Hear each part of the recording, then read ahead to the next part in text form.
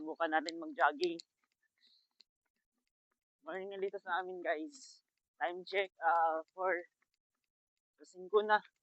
Lapit na mag-alas 6. Grabe. Ang ganda ng view dito sa amin guys.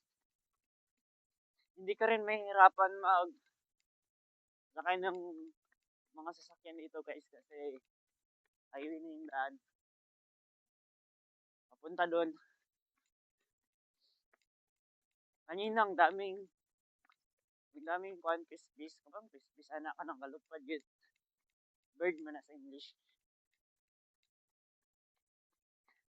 Pakita na ako guys ka dire na nagkukuha tubig.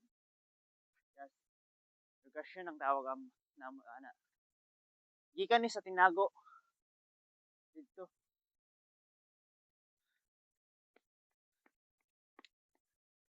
Kapoy man jogging guys. Bye bye. Amping.